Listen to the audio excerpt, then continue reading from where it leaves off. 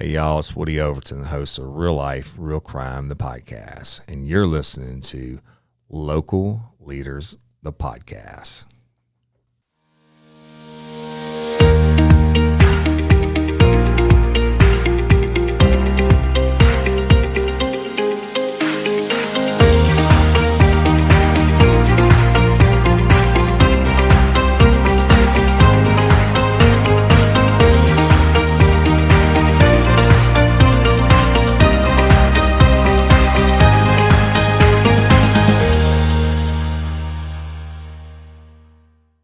Hey everyone, it's Jim Chapman with Local Leaders, the podcast, and today I am joined by Tracy Girlinghouse. He is a councilman for District 7. So welcome to Local Leaders, the podcast. Thank you for having me, Jim. So everybody kind of knows, well, I say everybody, not everybody, but a lot of people know the councilman in this area, but they may not know a lot of history behind that councilman in their district. So you are in District 7. I guess the first question would be, what does that cover? District 7 covers the entirety of the city of Walker, but it would be the east side of Jubin Road, you know, where the Taco Bell is. And yes. all the way over on the other side of the interstate. Just to, I think it would be Buddy Ellis. Yeah. And then kind of up Buddy Ellis on the right, on the I guess the north side of Buddy Ellis, all the way up to Walker. And then it kind of does this jaggedy line. Yeah. On the other side of the interstate. Makes a dog leg left. Yeah. And oh, yeah. You know, it goes up and, you know, just past, I'd say like waste management. And then it goes, well, I'm going to give you the thing. It kind of goes through the woods. Yeah. Goes out on Courtney Road. And I have that up to like, the Arnold Road on the Walker side of Arnold Road. Gotcha. So, you know, they make these things just so they can make the populations even out. And, yeah. You know, so yeah, basically the Walker area. Gotcha. You know. And it's interesting. I have people call me every now and then. They'll be like, "Man, I don't know what district I'm in," and of course I tell them, "Oh, you can go look on the map. They have one on the parish council website," and they'll call me back and they'll say, "Man, I can't tell which one. You know, I'm right on the edge there between this one and that one." And I said, "Well, just call the parish office. That's what I was going to say. Give them your address. If you, when in doubt, just call the parish council's office. They'll take your address and they can tell you right then whose district you fall in." Absolutely. So you grew up in Walker? Yes. My parents moved in Walker in 1969. Oh, wow. Built a house, and I was born in 70. So I've never known anything else except for my time in the service. Yeah. You know. Yeah. I've been a Walker person all my life. All your life. And you went to high school, I would imagine, at Walker High? Yeah. So Wildcats? Yes, indeed. To the core, you know. To the core. Yeah. Kindergarten, I think I was in one of the first kindergarten classes they actually taught. Yeah. It was right there across from the old high school, you know, which is now, I think it was a freshman high last year. Now I think it's a junior high again. Gotcha. You know, everybody knows if you live there, the old building. Yes. Yes. And the junior high the kindergarten was across the street, I think, where they teach the GED classes, or did at one time, and right across the street there. Awesome. Beside where the old Cox's supermarket was. Yeah. So I had kindergarten, then it was a half day thing. And then I just went straight through K to 12 to Walker. Fantastic. And at some point you landed in the military, as you just mentioned. What branch? I was in the Army. I was in Army National Guard. Awesome. 8 years. You do a 6 and 2. Yeah. 6 years active, 2 years inactive. And so I decided to stay in, do my inactive years on active guard, if you will. Yeah. But I did do almost 2 years on a training status with the guard. So I was actually in the actual Army for 2 years, learning trades and stuff like that. So it was good. You know, it's good stuff. Good experience. Absolutely. You know, it was my mom liked to have a heart attack when I joined. Yeah. But I loved it. Of course, it's like anything else. When you look back, you only remember the good stuff, and the bad stuff your brain protects you from. Right. Because there was a little bit of that in the military. There was quite a bit of that, But look, I would do it again. It was definitely learning experience. And it's something you carry with you the rest of your life. You know, absolutely. You're just the way you're goal oriented. Yes. The downside is in the military, there's a lot of, you live in that black and white world where it's either yes or no, or right or wrong. And, you know, you understand the real world kind of lives more in the gray area. Right. So, you know, but, you know, that mentality works well in business. It works well in your thought process when you're, you know, even government, doesn't work so well at the house. No, there is no gray area at the house. There is. But you had to go. Yes. I know this is a bad idea, but I'll go ahead and do it anyway. You know. That's exactly right. But one thing it gave you, I would also imagine, is some leadership skills for what you would eventually do, which is be a community leader, right? Absolutely. You know, it's so strange. Whenever I was in the service, I could stand in front of 200 soldiers, if you will, and just and bark out the day's stuff. Here's what we're doing today. We're doing this. We're doing this and doing this. And it never occurred to me to be nervous or the crowd thing didn't bother me. Right. When you start doing this, and I was terrified. Yeah. I was absolutely terrified to do public speaking. Yeah. Because when you talk to people, you know, not to say soldiers aren't people, but everybody knows, look, you do this is what I'm doing. And, you know, you tell somebody what they're going to do, and then that's it. Yeah. There's no question. There's no questions. There's no, look, hey, no, you know, drive on. Yes. Orders. So whenever I started doing public speaking, I was mortified, but I also knew that, you know, things that bother me, things that scare me, things I have to tackle those things. Yes. You know, and so I look at some of my podcasts, I look at some of my interviews when I first started, and I'm like, God, it was horrible. Well, you're always going to be your own worst critic. Absolutely. You know, and I'm just like, I need to improve that. I need to improve this. And look, I've come to the realization that, you know, you'll be improving and working on it until you take your last breath. That's exactly right. Know, so and challenging yourself, no matter what it is an important concept. You're talking about public speaking. I'll tell a quick story about my wife. She was like you, hated to get up in front of people and do any talking. She doesn't want to be the center of attention, any of that. And I was really impressed at the way she beat that. She said, I'm going to do the reading at church. And if I go up there in front of, you know, 1,000-person congregation and read the word, I will tackle that fear. Mm-hmm. And she did it. And she did it for a long time. And every time she did it, she got a little less and a little less nervous. That's right. And that's pretty much how I did it. Yeah. You know, and I've told this story before. When I was the mayor pro-tem of Walker, I didn't have to do a lot of, you know, stand up and speaking when I was running. Yeah. It was more like, hey, you remember me? Yeah. Vote for me. But they had a World War II like reenactment at Sidney Hutchinson Park in Walker. Yeah. And the mayor at the time, Mayor Ramsey, said, look, you want to speak? And I was like, no. You know. And it really wasn't that big of a crowd. I was like, no, you got it. I'm good. Yeah. And he says, okay. And so he gets up and speaks, and then at the very end, he goes, oh, and the mayor pro tem wants to say a word too. And I was like, are you kidding me? He just threw it on me. Yeah. So I got up there and I bumbled, and I'm just glad there's not a recording of that, because it would be, it was horrible. I'm going to look for that. It was I'm Googling so bad. And look, it wasn't even just me, like it was windy and the flag flew over and almost hit me in the head. And it was almost like the worst case scenario. So I just come down off I come down after I was finished, and I was just like, oh. And he just looked at me straight face. He says, well, there you go. I was like, well, what do you mean there you go? He goes, next time you do it, it'll be better.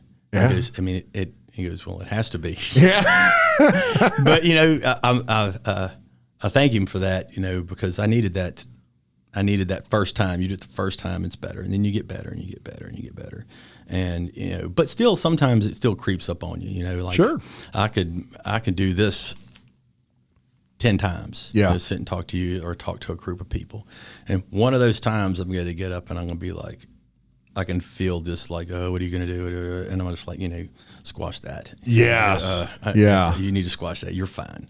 Yeah. So the best thing is to just be yourself. That's right. That's right. And that is really the best medicine for that. And repetition on things, anything that makes you uncomfortable in life, listeners out there, the more you do it, the more comfortable you get.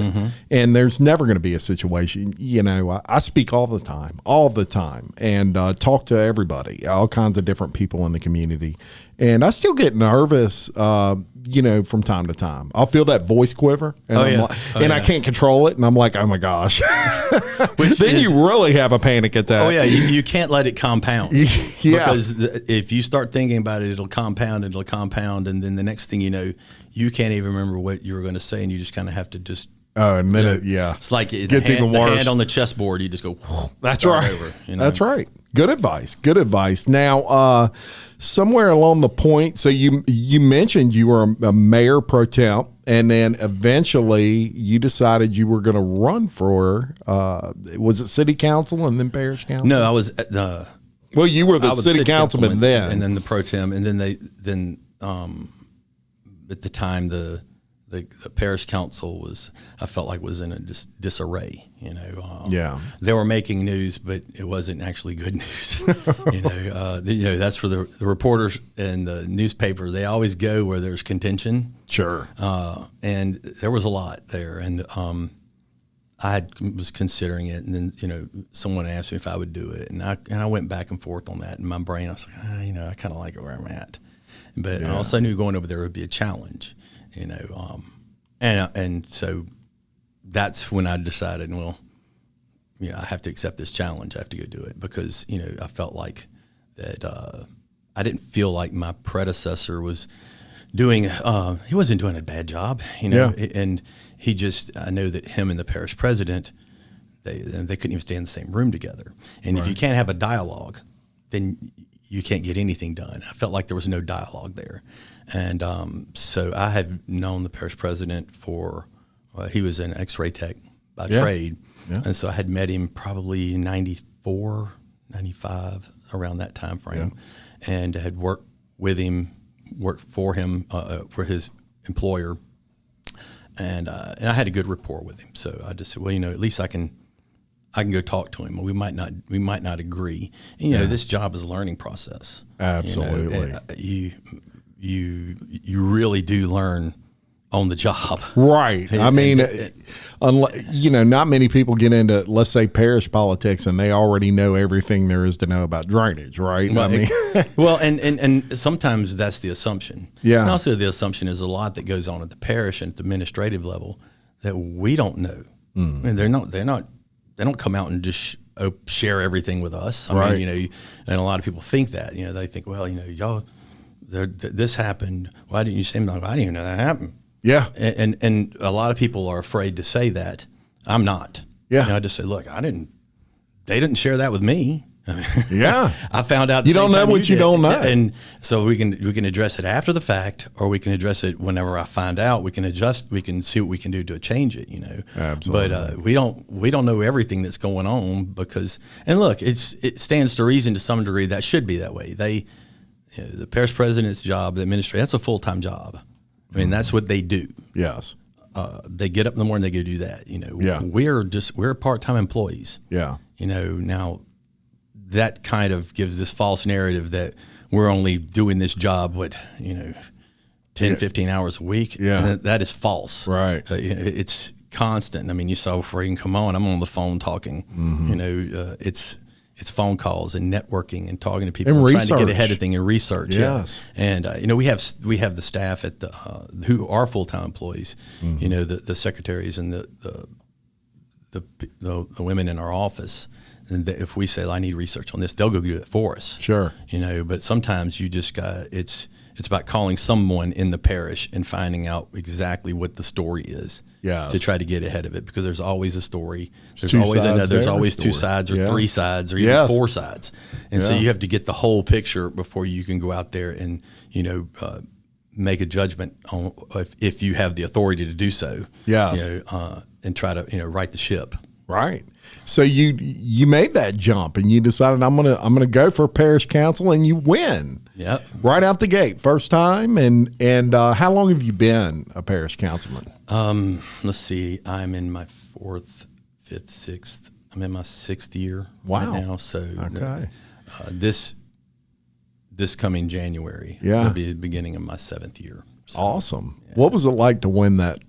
Was it something where when you kind of entered the race, you were like, I may win this, but nah, I always run to win. but Sure. obviously, but I'll lay everything out there. Yeah.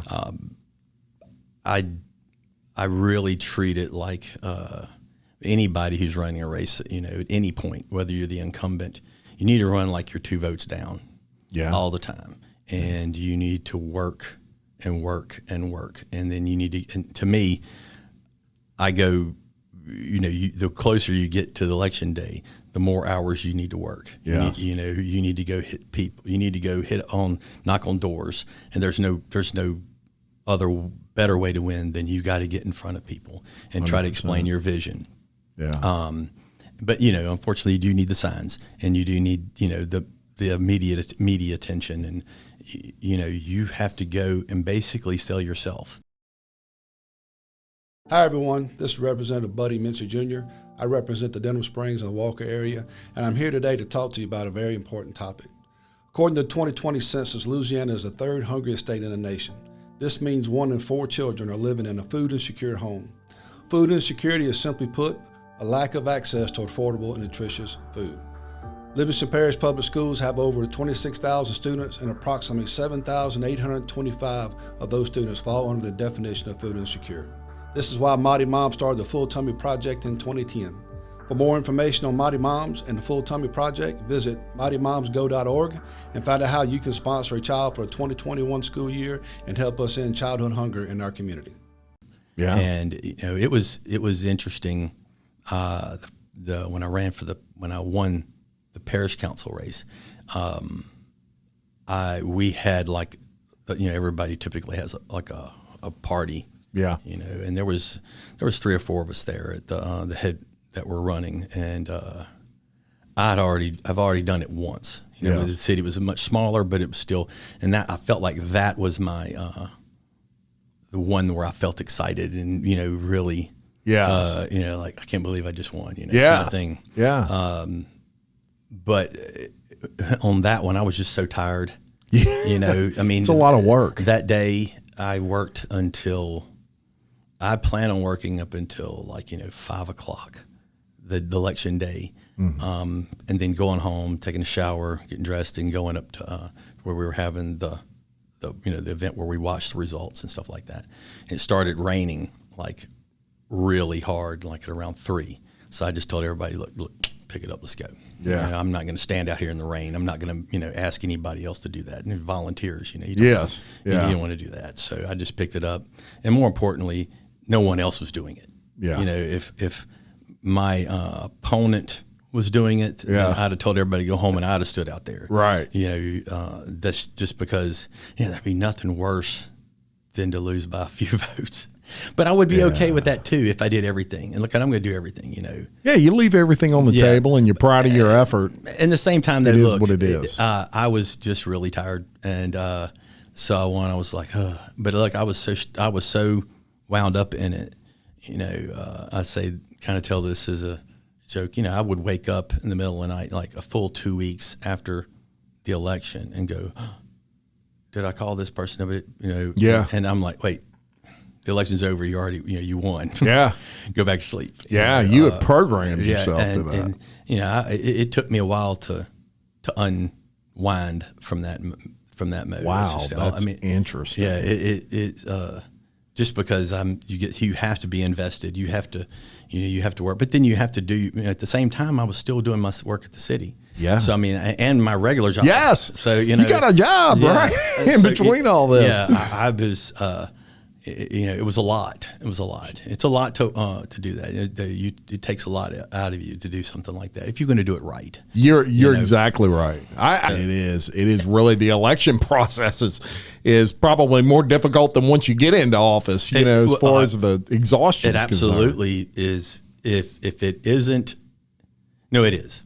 It is because you got a certain amount of time to get everything done, and it comes down to sometimes it comes down to a few votes. Yeah. And, you have to go out and try to reach people. Yes. And try to sell them on your vision of how you want things to move forward. Yeah. And then you get into office and you realize that it's not what you thought. Yeah. The process is different. You have to kind of buy into the system to some degree, but be committed to changing it. Sure. Everybody runs on change because if change wasn't,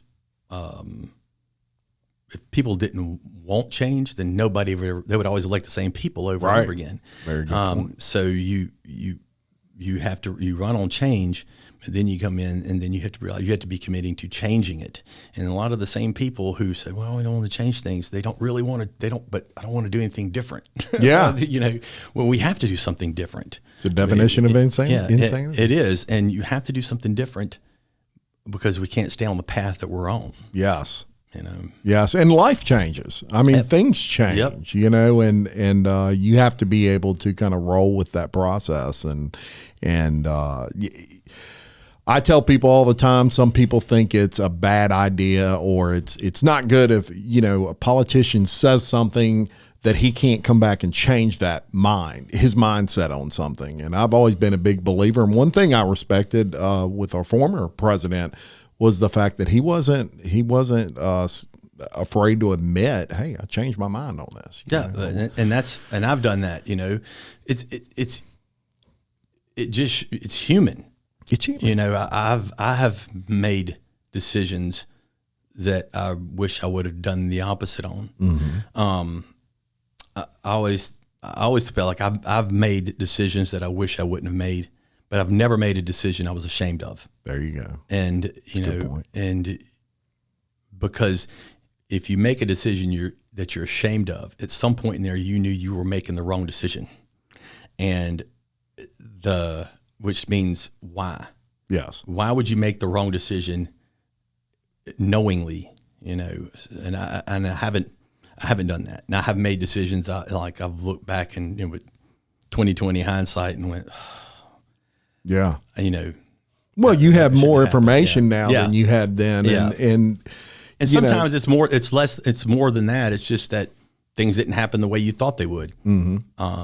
And that's okay. Look, to err is human. Sure. And that you learn from that. Someone once told me, they said, an intelligent man learns from his mistakes. A wise man learns from other people's mistakes. Absolutely. 100%. You can be intelligent, but you need to be wise. Yes. That the wisdom of watching someone else do something and go, yeah, I don't want to do that. Let's not do that. Yes. But look, anybody, anywhere, anything from school to playing sports, if making a bad decision is always the best learning mechanism. Yes. Because you're going to make them. Then you say, well, if I do this and this is going to happen. Yeah. So I need to learn how to not do that. And, what do I need to do to improve myself in that way? And, politics and public work is no different in that regard. Right. You make your mistakes, you learn from them, and you move on. Yeah, exactly. Now, for those listeners out there that may not realize exactly what a councilman does, there's some people out there, I'm fond of saying politicians would be amazed at the amount of people that either A, they could really care less about politics, or B, they just don't have time to worry about politics. They go home, they're raising kids, they're bringing people to ballparks, they're working at the plant, they're coming home, they're sleeping, they're getting up, they're going to the plant, and that's their life. Yep.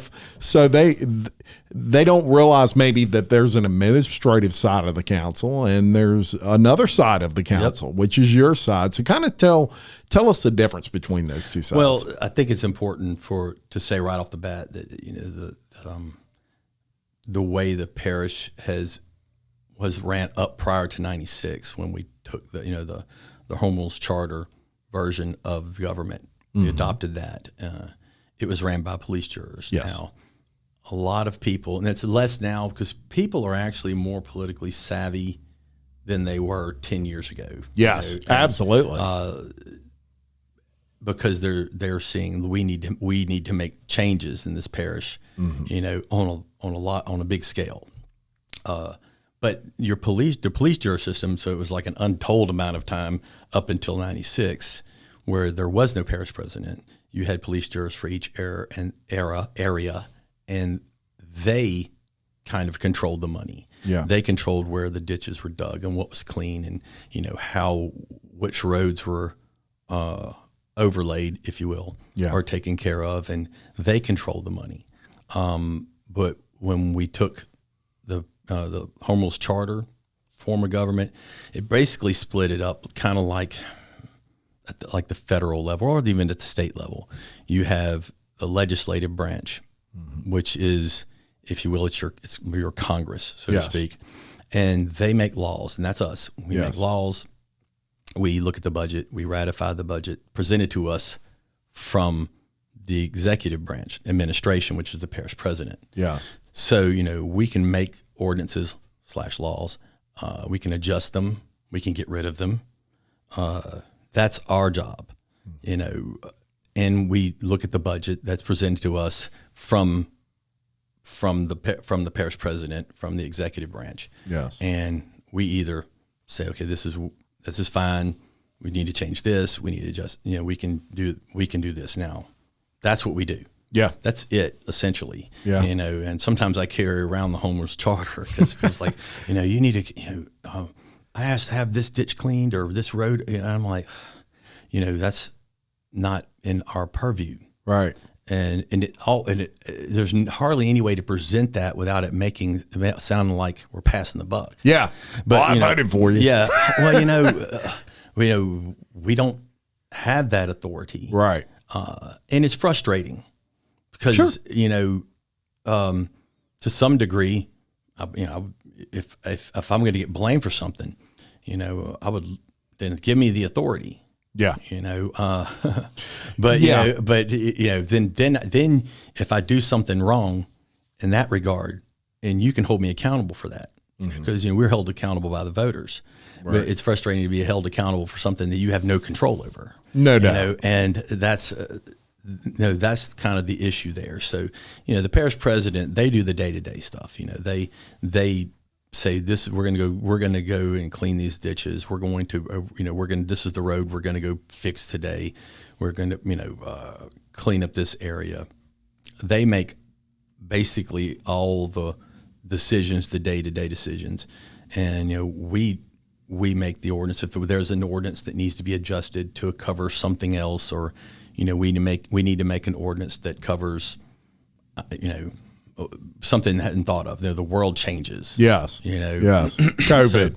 So, something like that. Then we'll make those. Sometimes the sheriff's department will have something that they can't enforce, like people parking on the roads in neighborhoods. They're blocking fire hydrants and they're making it hard for people to see. And so there wasn't a specific law that says you couldn't do that. So, we had to make one. It's really a safety measure too. You get these neighborhoods where the houses are, that are kind of close together. Someone's parked in the road. I mean, if they're parked in the road, you can't see a child run out. They're on the other side of that car and they just bolt out in front of you. It's a health issue. I mean, it's and bad. It happens, and it does happen. So if the fire truck needs to get in there, they can't get in there because they can't get to the fire truck. You can't get a fire truck if you got people double parked on the road. So that's just an example. So that's a good example. And the reason I bring that up is I think sometimes there is a misconception over who controls what, or controls a bad word, but whose responsibility it is relative to certain things that take place in the parish council. And there are some things that fall directly under the purview of the parish president and that administrative side. And then there are some things that you guys get together and you're looking at plats, right? You're looking at all these things. If you've ever been to a council meeting, it's a ball of fun because 90% of the time it's looking at plats and basically determining if someone is following procedure with that neighborhood or whatever it is they're doing.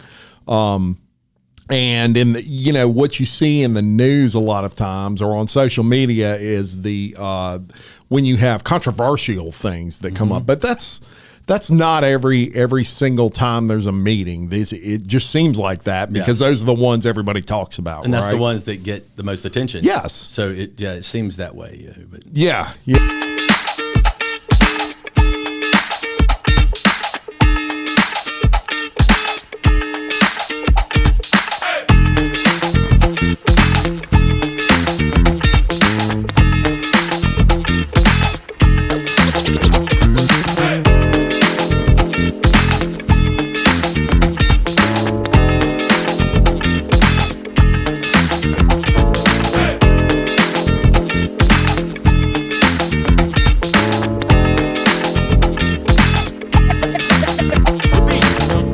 Talk about drainage a little bit. This is a subject, and after this, folks, we're going to talk a little bit about zoning. But drainage is something that it seems like it's an ongoing discussion not only in the council, but people of the parish, in general. All the citizens here are concerned. 2016 didn't help. I mean, that, when 2016 occurred, it really shined a light on drainage, and it made things a lot less or a lot more problematic with drainage.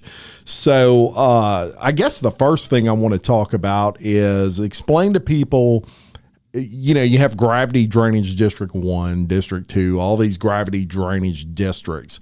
That's who I would assume controlled a lot of the process of cleaning out ditches and stuff like that. So it's not parish council employees per se going out there and cleaning all this, right? No, the drainage districts typically are there to clean, I guess, what they call the laterals.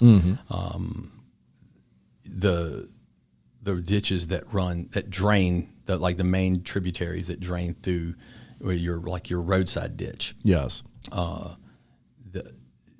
There are 1, 2, 3. Well, now there's 4 drainage districts for the parish. There were 5, but drainage district 1, drainage district 2, and drainage district 5 are all funded. Yes. Which means that the people in those areas, which, for lack of a better way of putting it, would be, Denham Springs, Walker, Watson. Yeah. The highly populated. Populated areas. Yes. They went I guess the councilman, or would have been at that time, maybe the police jurors in that area, said, look, we want to ask for a separate millage, and I think there's in the case of Denham Springs, they have one. They have like a partial millage and a sales tax to address drainage just in our area. And so they brought it to the polls, and it passed in those 3 districts. So they have extra money. Those districts are funded. Very well funded in some cases. And gravity drainage 1 is and it's picked up for them too because of the sales. They have the car dealerships come in, and the Walmarts and the Bass Pros. So they're getting that half cent. There, plus a little millage. So, theirs are growing, and Walker's and Watson's both. They've kind of increased over time because people move in, and Gravity 5 works strictly on a millage. So they get the millage, but it only for the people in those districts. Yes. So, they get a nice little chunk of money, and they do well. They spread that out pretty well. Yeah. It's managed well. Do a good job. Yeah, they do an excellent job. They operate kind of outside of the parish council. Mm-hmm. The parish council has it's their job to appoint the board members, mm-hmm. and then it kind of ceases at that. Yeah, they're trusting those guys to go out there, and they need a governmental entity to put board members, so those board members can run their districts. Sure. That's why it's imperative to put someone who lives in that district on that board. Yeah.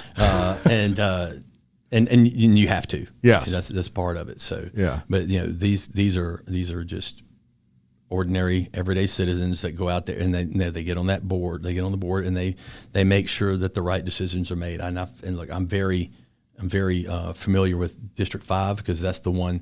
It encompasses all of Walker. Yeah, and a lot of the surrounding areas of Walker, and I know they do well. They don't spend money, willy nilly. Yeah, they go out and do the right thing. So sure. The issue though is that it would be the unfunded district, or it's the unfunded district now. Mm-hmm. They don't have a separate millage or sales tax or anything to fund them. So they basically have zero money, $0. And zero support. Zero. Well, with regard to drainage. Yeah. Now, they've tried to get it done, and it's been close, I say close, probably 45, 55. Yeah. It's failed around sure. that. But without that support there, then they get nothing done. And the bigger issue, that's a problem for them. It's a problem for us because they are downstream. So yes, it's all coming. Yeah, it comes down. Mm-hmm. I tell people, look, we could have 10 times the money that my drainage district has.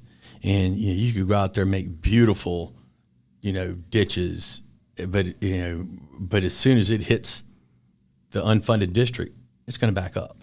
Right. So we have to figure out a mechanism to get that district funded. Agreed, 100%. And here's the thing, it's like 75% of the parish is in an unfunded district. Yep. I mean, let that sink in.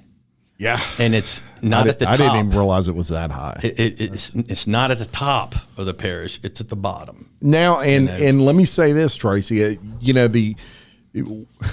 some folks would say, well, it's 75% of the parish, but what's the population in that part of the parish? Well, over half.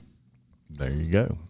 Because districts are the council districts, mm-hmm.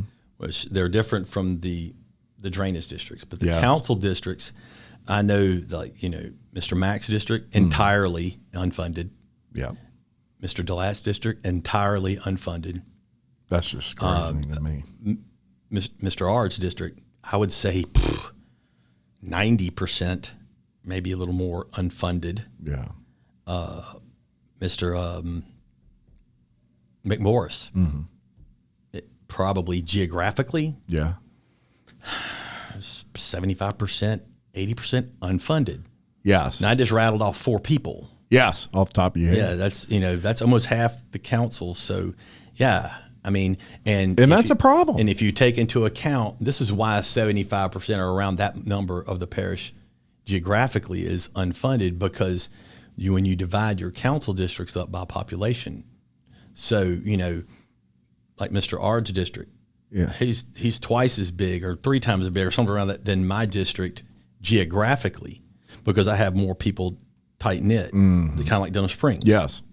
But he has to get a whole bunch more land area to get the numbers right to match me. Yes. That's why his district is so much bigger. But that also takes in the parish. And we're not talking about, when you're talking about drainage, it's the population of people in that district is less important than if you got a district that's, let's say if it's an area you got to go across that's 5 miles, and there's a canal that runs through that 5 miles, it doesn't matter if there's 5 people living on that or 500 people living on that. That ditch has to be cleaned. 100%. Because it's 100%. coming down. You're not just protecting the people that live around that 5 little mile area. You're protecting the people that the water upstream where the populations are, or the ones downstream where the populations are. So you've got to get that ditch clean. Yeah. And, you're relying strictly on parish, the parish government funds, which isn't that much money. Right. A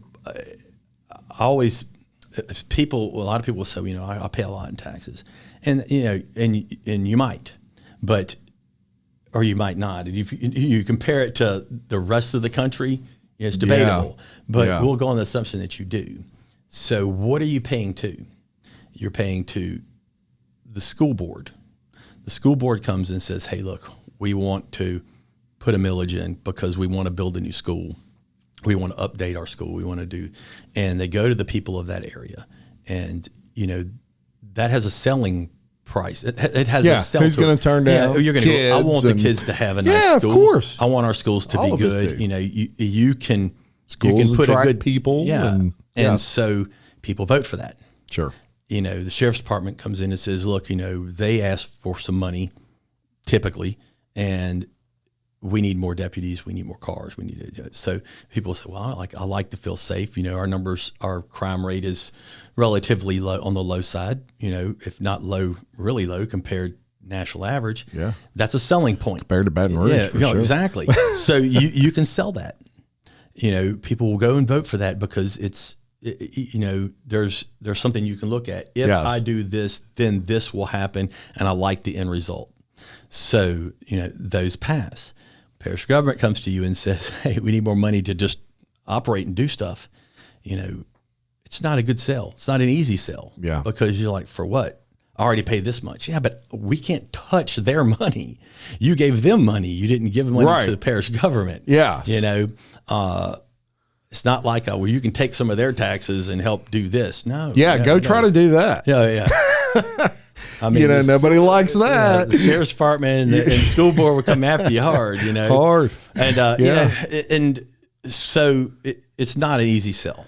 And, right. And I fear it never will be. And I would be for, if we did a parish-wide drainage district. Mm-hmm. We're going to talk perfect world here, I guess. Yeah. I was going to ask you why that doesn't exist already. It doesn't exist because I feel like years ago they tried to do that, and it was voted down, and they looked at the poll numbers and where the yeses and nos came from, and most of the nos came from the eastern side of the parish. So basically the heavy populated parts, one of the things that I've heard in the past, just talking to people, is that one of the issues is the heavier populated parts of the parish, those districts. Well, we're getting most of the taxes. We're getting most of the money. So we don't think it's fair to spread that out to these less populated areas. Now, I totally disagree with that because I understand how water flows, right? Sure. And a dam is a dam. It doesn't matter if it occurs 10 miles downstream or upstream or not. Well, it's still blocking. It blocks everybody. It blocks everybody. Well, it's like the road overlay program, which passed last year, the renewal. Yes.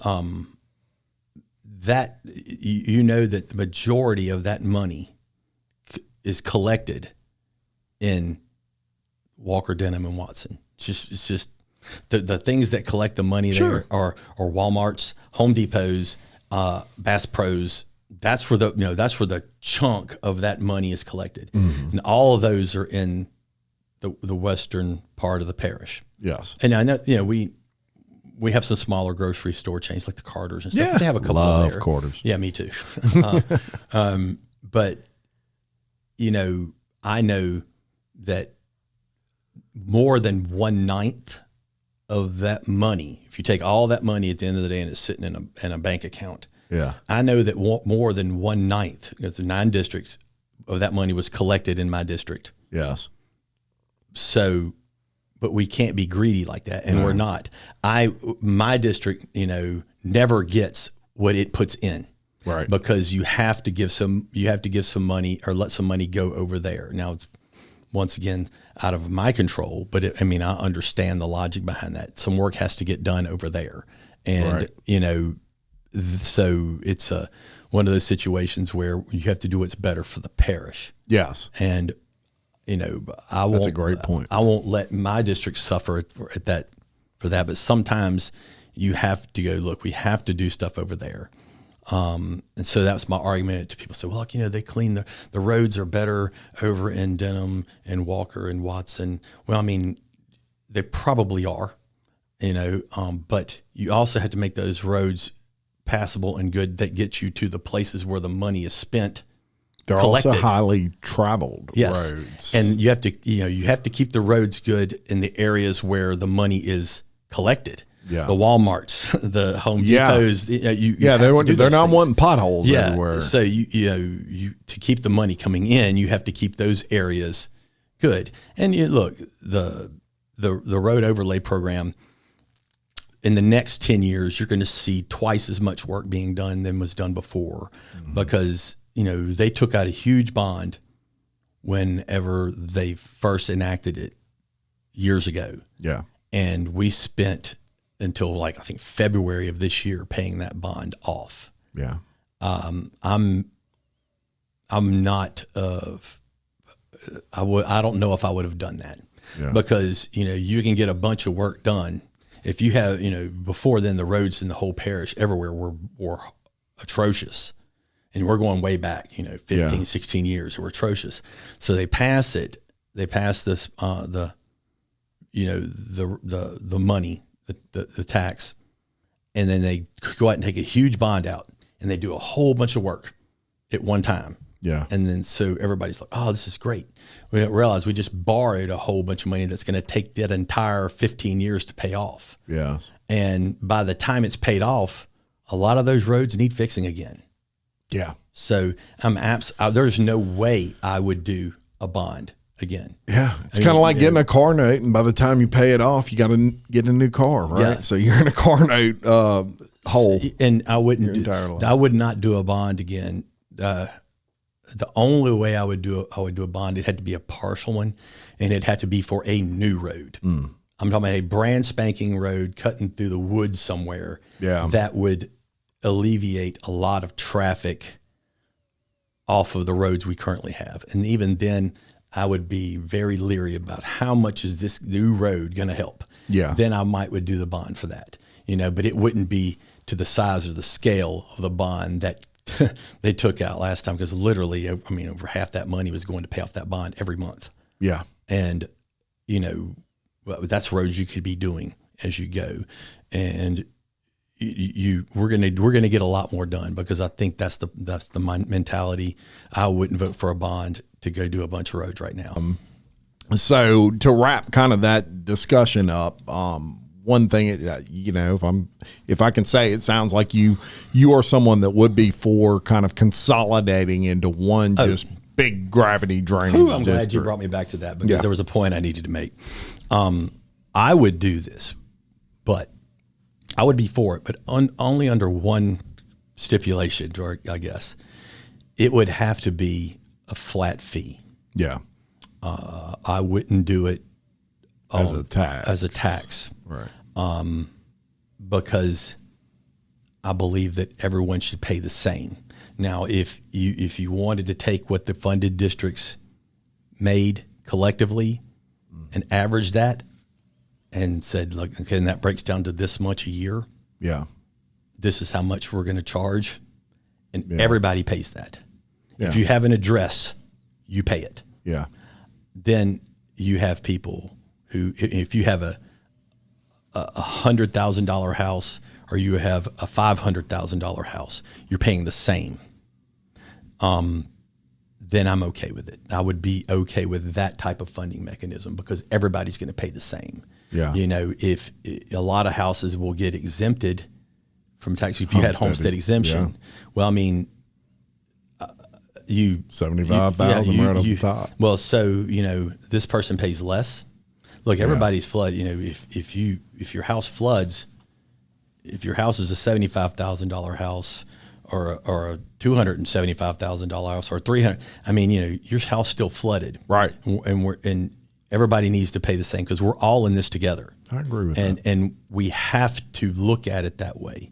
We have to be mindful of our neighbors, and you know, and understand there's only one way out of this, and it's not an easy road. Some things you just have to pay for. Yes. And there's just no, I mean, nobody's going to do all the things that need to be done with drainage for free. It's got to come from something. And you have know, the people support. People would have to be able to let go of, well, I don't want money moving out of my district. Well, and if you only have one district and everybody's paying the same, your district will be better served that way, because now we can go and clean out those areas that haven't been touched much for, you know, you realize they are 75%, and I'm throwing that number out there, but it's close to it. It might be a little more, might be a little less of the parish that really hasn't been touched. So we need to get those canals clean. The best way I can help my district right now is to go clean downstream. Right. Because, right. you know, and I won't ignore my district by my drainage district. But, you know, at some point you're like, well, okay, we're pretty good. Let's go tackle that.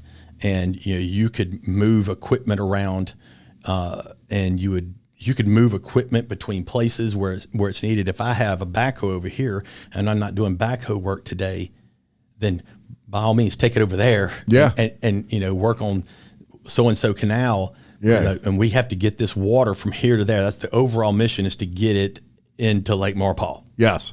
And if we get it there, we're good. So, you know, and that's kind of the mindset that we all have to be in, because we can't just take care of our own anymore, because, you know, you take care of yourself if no one else is willing to take care of themselves. But you get to a point where we have to look at that. We have to figure out a way to address that. Yeah.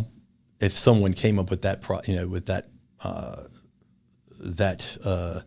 way of doing it, mechanism, a funding mechanism, or just, hey, how we can break this down. We do a flat fee. I don't think this is going to occur. It would be difficult because you would have to get the funded districts to not fight you on it. And it's not without support. Yes. If you think that you get 42% of the population in the unfunded districts right now that were willing to pay, they just weren't the majority. Right. You'd have to sell. I mean, it's just logic here. You'd have to sell at least 60%, 65% of the people in the funded districts on it.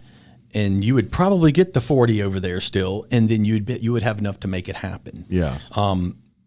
But you would have to sell this on a scale where we can't look at ourselves as being these little districts anymore. This is a parish-wide problem. You know, we are a coastal parish. Yes. And we're a growing yes, parish. And we have to address this, you know, in the mindset of as a parish, because we're addressing it now in Walker and Watson and Denham, and you see what happens. These things are out of our control. Yeah. I can make my ditches as clean as I need to be, but if it's coming back up, and it doesn't even have to be where you can rain, a wind will push that water back up. Mm-hmm. You know, that's right. Just wind. Yeah. You know, so you have to, and it has to be a multiple. There's so many other things, you know, that not just cleaning those ditches. Yeah. We have to, you know, blowing out gutters and you have to get these things, and you have to be on top of it. And, you know, in 2016, I mean, that, what they call that, 1,000-year event. Yeah. It was definitely unprecedented. Look, it was, but only a fool to think that that's not going to happen again. Sure. If you think, oh, that won't happen again for another 1,000 years, well, I've got news for you. It's not going to be another 1,000 years before that happens again. Yeah. And to me, it seems the weather patterns are changing. Mm-hmm. I mean, I don't remember it being this in my entire life being like it is. And like I said, I've been here 51 years. Yeah. And I don't remember it being like this, So, I don't that will be the only way I would vote for it. It would have to be a flat fee. Everyone would have to pay the same. Everyone would pay the same. Yeah. And I would, then I could get behind that. Any other way, I just don't see. We're all going to have to be in this together. We're all going to have to pay the same. 100%. Yeah. 100% agree with that. And, so look for that next week in the Parish Council. Tracy will be putting that on the agenda. I will support it, but I will also, anything short of what I just said, I will fight. Yes, exactly. Well, it really does make sense, and so you do have some people up there in the council, and they're coming up with some things, yes. As far as ideas for the future on that. Now, I want to get into zoning a little bit. Zoning is kind of a complicated subject. If you don't understand it, you don't understand it. It's not something people go home and they Google. Sum it up for people that may have no idea what it is. I know municipalities typically have zoning, like your city, your Denham Springs, city of Denham Springs, Walker, those type of places. Livingston. They're going to have these commercial zoned areas, and they're going to have these residential zoned areas, but you don't have them parish wide. You don't, in other words, outside of those city limits, you don't have it. Yes. Come explain that to us. Well, at face value, it looks like it's one of these pieces of legislation that says, hey, we can lay out the area of development in our parish to where we can say in the future, this is where we want our residential areas to be. This is where we want our commercial areas to be. This is where we want our industrial, light industrial, like that. Yeah. Now, typically those things kind of work themselves out. Yeah. So, in a zoning map per se, if you put one in place, it is a document that is adjusted to fit, how development happens. Because we can look and say, hey, we take a fresh slate, where do we want the residential? Where we're going to kind of go where the residents are now, but residential there. Yep. And then to some degree that's very true. Sure. We put it in, but you do kind of change it as you go. This keeps, I guess, churches from being next to a firing range or schools next to something else. A bar next to a church. And our church next to a bar. And I say it in that regard because there are ordinances that keeps bars from coming in next to a church. Right. So the ordinance protects the church in that regard. Yes. But, at the same time, if there's something else, probably a poor example, but there's other examples, you can keep, highly traffic, areas where, let's say it's industrial. Okay. I mean, right now if they wanted to put, a Coca-Cola plant or a concrete plant or, an asphalt plant or something along that right next to a neighborhood, they can do it. Because there's no zoning. As long as they can get past the back and forth of ordinances, which isn't really hard to do, right? Then they can do it. Yeah. We can't stop it. And that's kind of the crux of the problem. Zoning protects you from that type of scenario. Yes, where it kind of gives the council the authority that a lot of people think we have already. Right. And it's stuff we get blamed for, and then you get these huge developments on roads that can't handle that type of development or areas, and it creates traffic, and it just gives you a way to go, let's step back and go, this area we shouldn't be able to put a 600 house neighborhood here, on this little narrow road. It's going to be a logjam. 2-lane road. Yeah. And that's a great point. I do want to mention to all the listeners that may not be aware, look, they're not trying to reinvent the wheel here. No. This is something that it takes place in East Baton Rouge Parish. This is Ascension Parish has zoning. I tell you how important this is, folks. We just got named, yay, for Livingston Parish, the top 7 growing parishes in the state of Louisiana, according to the newspaper article I read this morning. And that's amazing to me, for one thing. Who would have? I mean, there's a lot of parishes. I don't know how many, but there's a bunch in Louisiana. We're top 7 growth in the entire state, and we don't have zoning. So guess what? Eventually, you're going to grow at such a rate you cannot control it, because they're following the regulations as they're written. And so there's nothing the council members can do to stop that. They can't stop that plant from going in right next to that neighborhood. Nope. One of the reasons Ascension has zoning is because they are very industrial based there. They especially with plants and stuff like that. And they knew, they had the foresight to know, eventually they're going to want to put this right next to a neighborhood. And if there's a dangerous chemical they're manufacturing over there, they could have an explosion. You could have, pollution go up in the air that you shouldn't be breathing, those sorts of things. So thank God they could zone it that way. And we're going to. Yes. I mean, the up until I'd probably say, 2015, 2016. I think there was a lot of proponents of zoning, but it was more people were against it. But at this point, it's people want it. Yeah, people. I think so too. And it's a process that I wanted to do it early on, but I also knew that I didn't have the votes. Yeah, and so you play long ball. Yeah. And you say, look, we got to turn a couple of, at least 1 or 2 people on this. And unfortunately, the way you turn them is you have something happen in their district that they absolutely could have stopped with zoning. Yeah. Zoning protects you more than it takes your rights away. Yeah. Nobody's looking to do that. If you have a home or 2, if you're lucky enough to have a house and a rental house or whatever, and you go to work every day and you come home and you mow your grass, you get something to eat, and then you shower, go to sleep, and repeat. Mm-hmm. This is going to do nothing but protect you. Mm-hmm. If you own 5,000 acres, you might not like it too much. Yeah.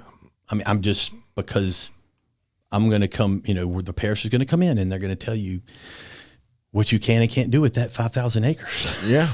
And I'm just being honest up front. They absolutely would, but not, Tracy, you're not a bunch of guys sitting on that council necessarily that's going to, you have evil intentions in mind. No. It would only be a situation where you were trying to put a chemical plant right next to a. My loyalties lie with, my constituents. Yes. And we're talking about people who have lived here, even if it's for a year, 3 years, 5 years, 50 years, 100 years, Sure. been here forever. These are the people that voted to put me in office. Absolutely. And they might not have voted for me. Yeah. But, they are the people who I'm here to protect. Yeah.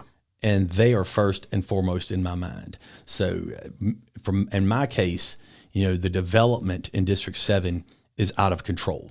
Yeah. It is flat out of control. And, so much so that, you look at, I think they did a study from 2010 to 2017, over 50% of new enrollment in a Livingston Parish school, over 50% took place in a Walker school. They got a beautiful high school. Well, they do indeed. Gotta say. And it's funded by the people. And and I'm very proud of that. Yeah. Beautiful high school. It is ridiculously beautiful. It looks like a beautiful city hall. It looks like a junior college over there. Yes. And look, if you want to know where your money was spent, just go look. Yeah. They spent it. They spent it. They spent the money that you on that. And the principal out there, Jason St. Pierre, he's very savvy. Yeah. He goes out and he gets, he's a salesman and a great guy. But I mean, he's a salesman. He goes out there and he says, I need this and this, and he's going to get it at the best price possible. Absolutely. And, and look, that school is amazing. The stuff they have going on over there. But really, and Walker in general, and I'm a Denham Springs guy, and everybody knows that. But I'm also a Livingston Parish guy, and I can respect growth, and I can respect. Excuse me.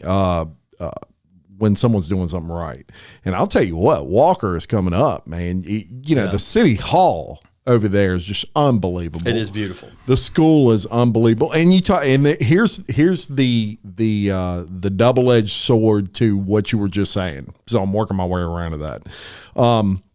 Yes, it is out of control in your district that the development there, but here's the double-edged sword to that. The development leads to people. The people lead to tax dollars. The tax dollars enable that.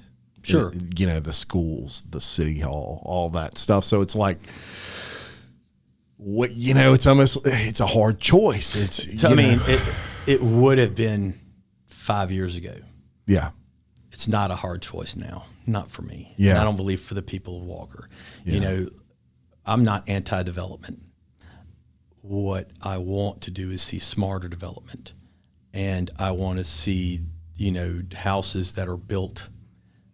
If you're going to build a neighborhood to some degree, I want to see one that doesn't impact the people who already live here.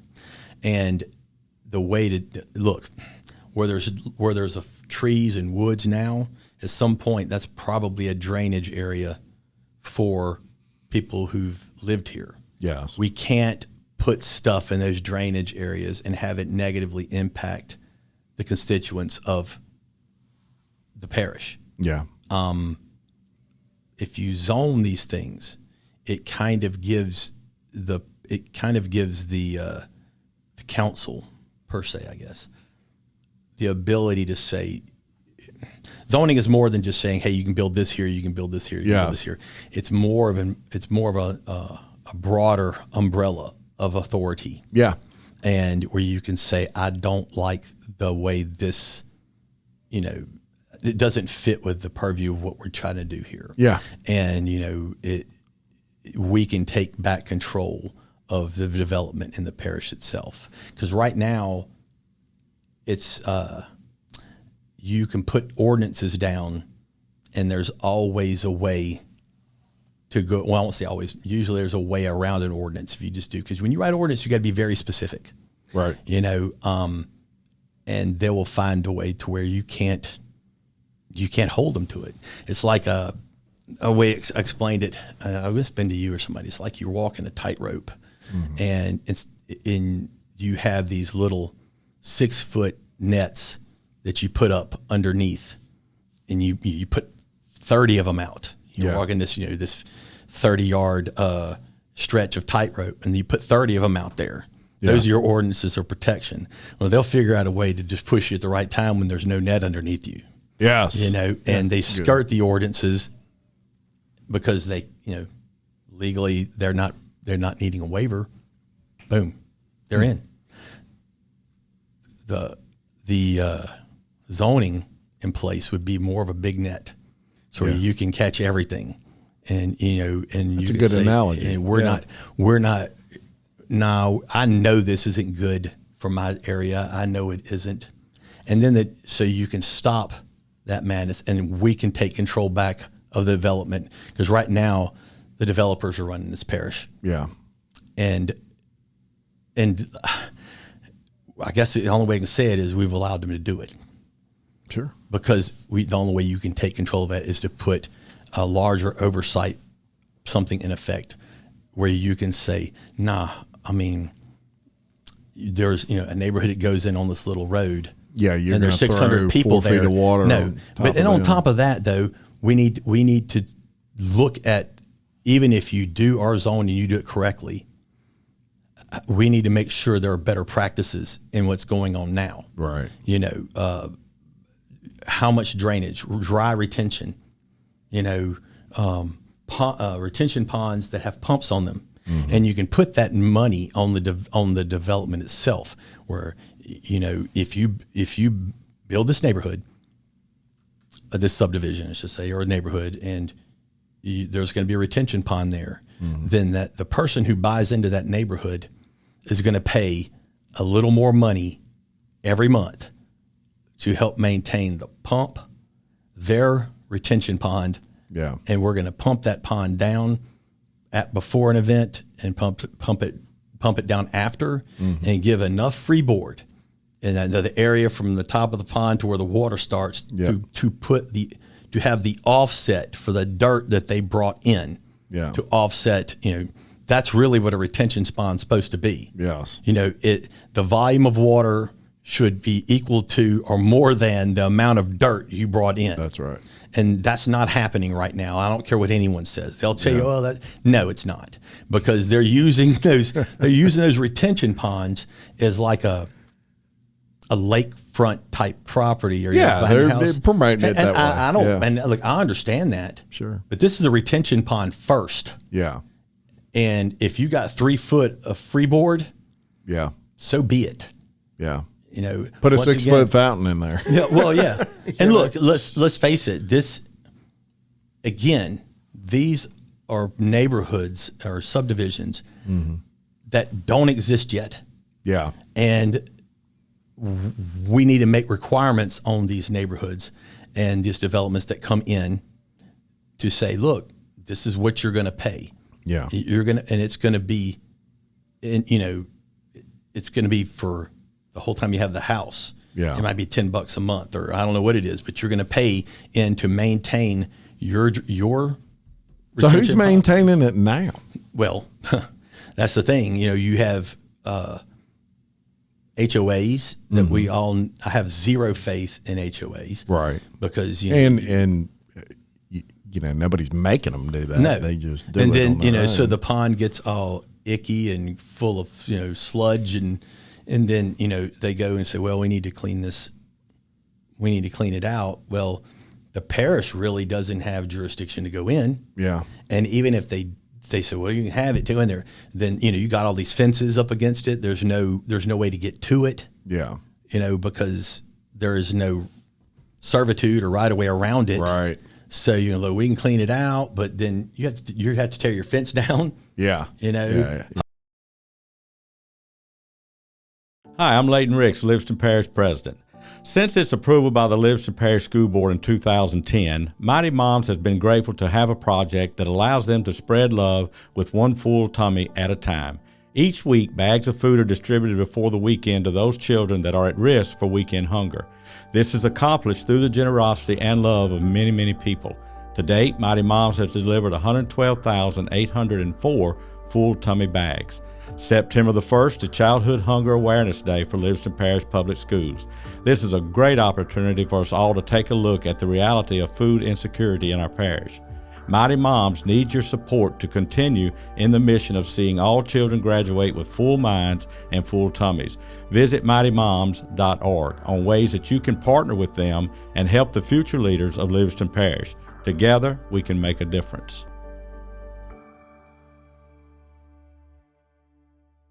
Hey, folks, we just took a little break. We actually ran out of battery. We love this subject so much of zoning that we ran out of battery, but we're back.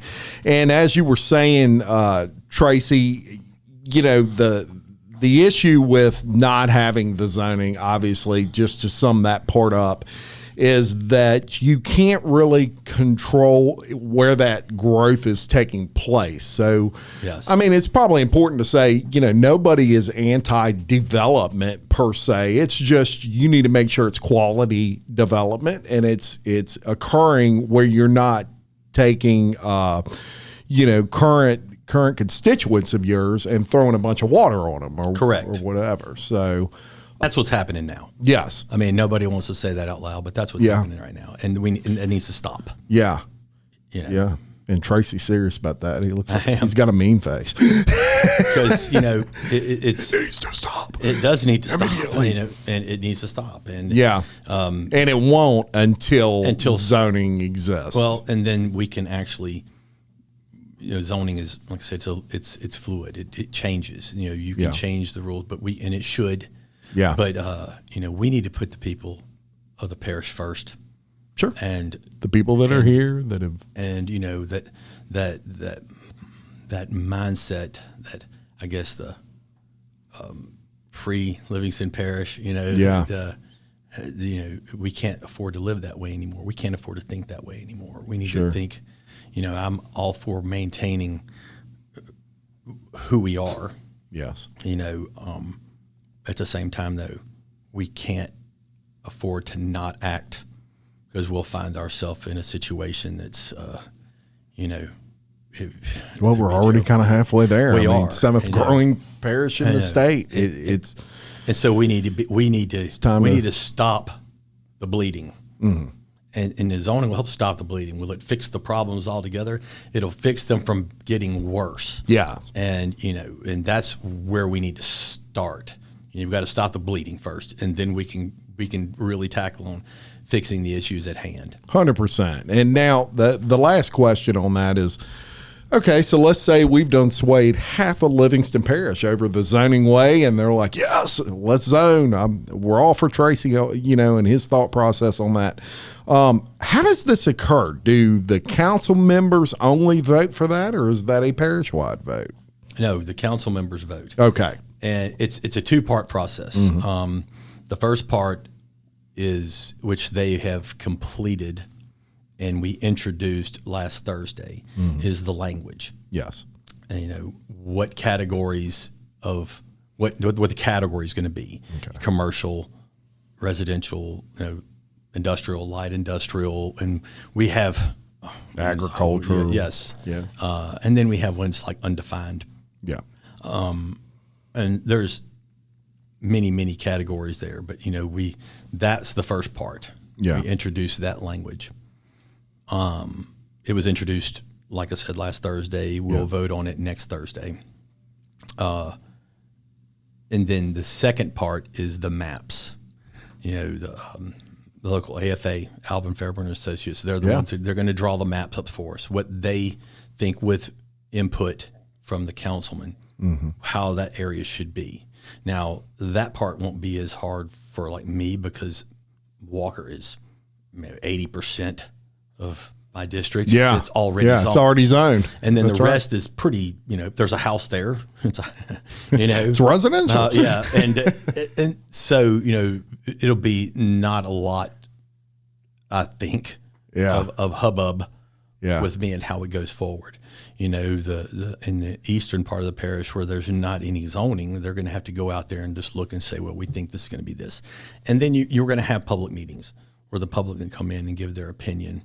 What, on this, I would like it to be this. That's fine. Yeah.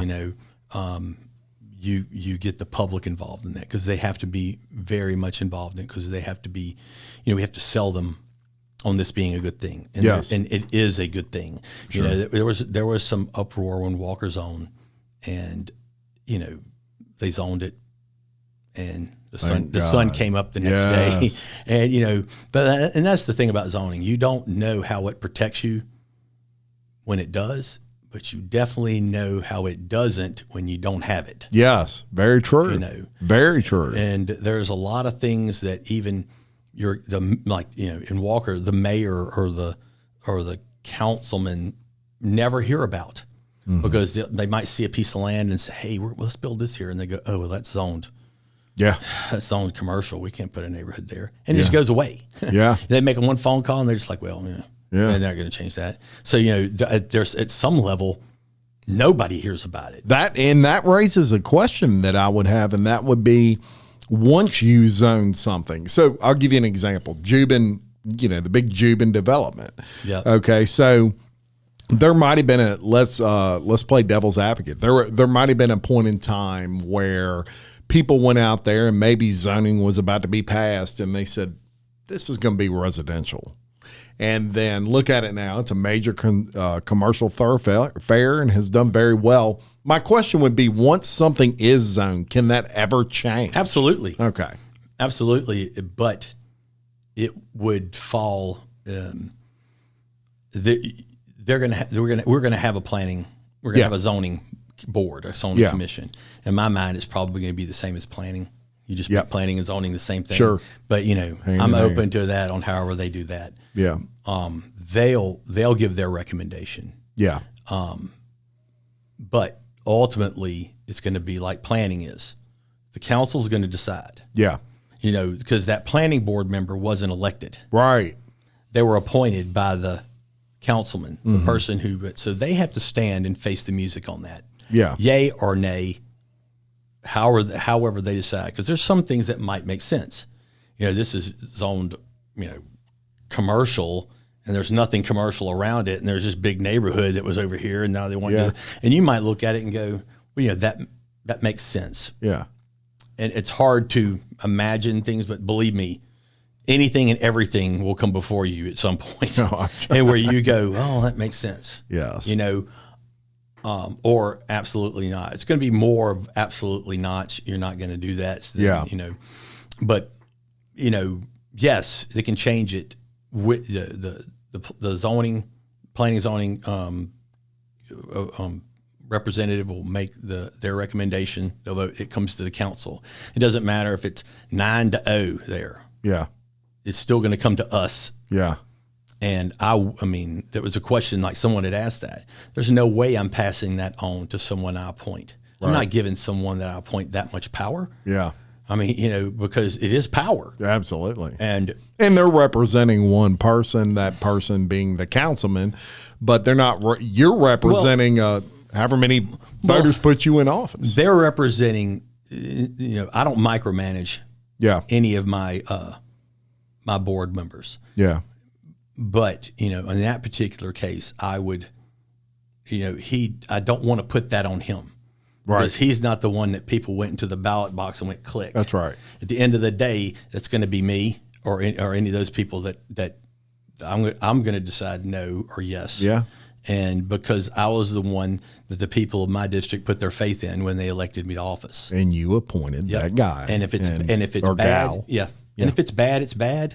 If it's if it's good, it's good. But I was the one that they put into office to make those decisions, not an appointment of mine. Yeah.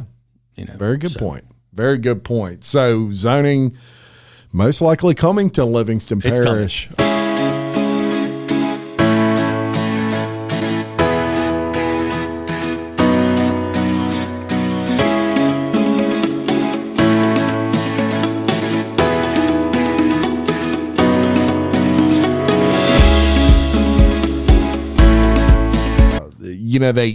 They film these and you can watch them on YouTube and things like that. And so you don't have to attend in person. I know with COVID and everything. And that's a question I did want to ask you as well. You Zoomed the last meeting? Yes, we Zoomed the last meeting. That was fun. And the difficult thing is, that people want to speak. And if it's not on the agenda, then we legally cannot talk about it at all. Yeah. Because, whatever the subject matter is that someone wants to speak about that's not on the agenda and they want to speak about it, there could be someone with the opposite opinion. That's right. That didn't get the chance to voice their opinion because it wasn't on the agenda. Right. So you have to be, and in that particular case, you had the gentleman and the lady that had, one of them had a son that had drowned, and the other one had a husband.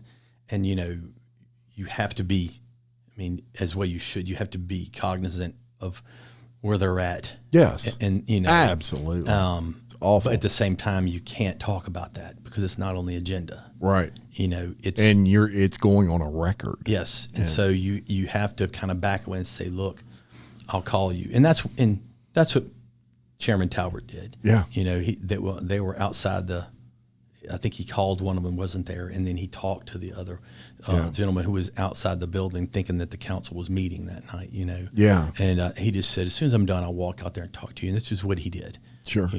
But, legally you got to go, Yeah. You got to cut that off because we can't talk about those things that aren't on the agenda. Yeah. Because it's not even if you want to. It's not even up for debate. It's against the law. Right. And you can't do it. That's it. You can't do it. So, I would assume the next council meeting as of right now, or have you made a decision if that's going to be Zoomed or if you're allowing in person? Well, that's the chairman's call, but I assume that it's probably going to be Zoom. Yeah, I would probably make that assumption myself.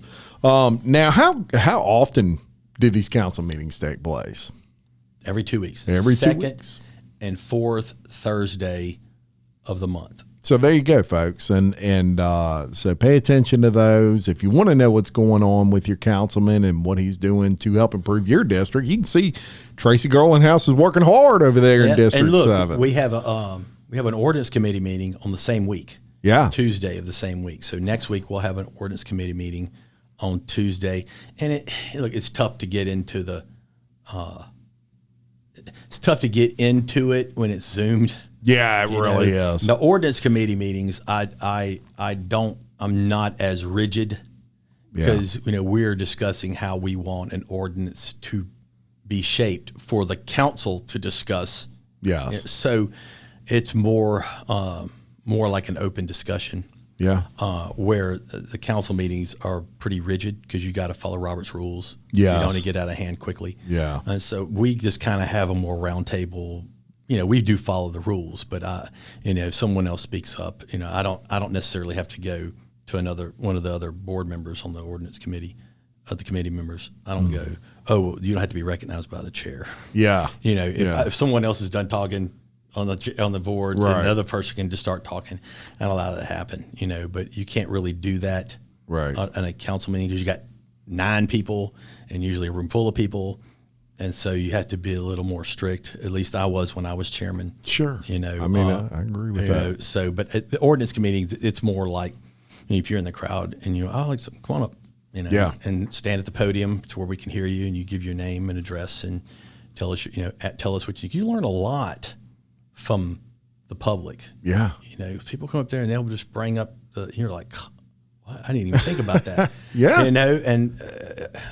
We need to factor that too, because sometimes, you learn. I love when people come. Yes. Because you do learn a lot, what sometimes you get so, pigeonholed on something yes, that you can't see something obvious from the outside that comes in and you're just like, oh, wait, wow. Yeah. None of us thought of that. Yeah. It's a good one. Write that down. Yeah, that's right. I mean, you learn a lot from being an observer sometimes as much as you do from any kind of research you could do online or anything else. Ma'am, one thing I'll say is if you're someone that is not familiar with Tracy Girlinghouse and in that district of District 7, all you got to do is look over there to see the work you've done. Oh. And it's a beautiful part of Livingston Parish. It is growing. It is, no one can take that away from the man. Well, of course, it's a team effort. It is, absolutely. But there's been good administrations at Walker. There have been these guys that in my mindset is you certainly want to have some growth. Yeah. But you have to have you kind of have to have the reins on it. Mm-hmm. To where you grow responsibly. Yes. And good growth. And just as important, you don't lose sight of who you are and who you want to be. That's one thing I've always loved about my community is that it is a sense of home and community, and when you start growing, that's usually the first thing to start slipping. Right. And I felt like that we've had leadership there that has said we're going to grow, we're going to build this big new school, and we're going to have but I don't want to lose track of who we are. We're Livingston Parish, and that's right. And I'm all about that. LP first. Yeah. Well, Walker. Yeah. Walker. Well, yes, but as a parish. Yeah. As a parish, yes. Yes. But I'm a Walker guy. Through and through. Yeah. And I always will be, and I'll die that guy. Yeah. And so I can't get you to say go Jackets. No. No, you and Buddy Mincy. Had him in here yesterday. I got him to do it. You and Buddy Mincy. Look, it's funny. My girlfriend's daughter graduated from Denham, and I went to her graduation, and they were like, my girlfriend's like, oh, you need to wear this purple shirt, which I have one. Yeah. like for LSU, and I was just like, come on, man, you're seriously Yeah. gonna make me wear this purple shirt? And I said, okay, I'll wear it. And so, we're on the visitor side. Yeah. So I'm not going to see anybody. Yeah. Oh, Lord. And I walked by, and this is before Buddy was elected. Yeah. So I walked by, and Buddy walks by me, and I was like, hey, how's it going? Like that's and he was like, so, and then he goes, wait. And I was like, Hilarious.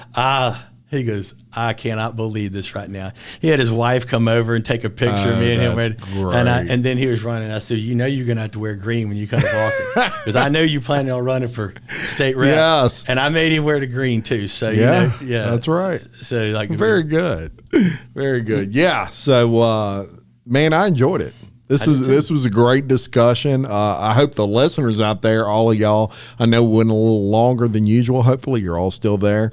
And check out those council meetings. I do appreciate you coming on.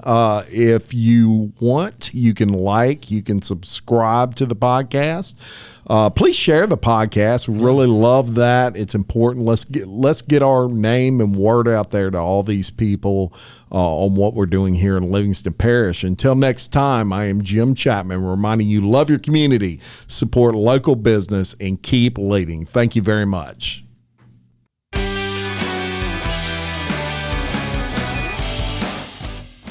Fit Blends of Denham Springs can help you with everything from meal prep to supplements. I love it that they serve breakfast all day in addition to the best ultra healthy wraps you can really get anywhere in Livingston Parish. They are home of the $5 Smoothie Friday and are an amazing sponsor of Local Leaders, the podcast. Fit Blends Denham Springs, fast, fit food for you.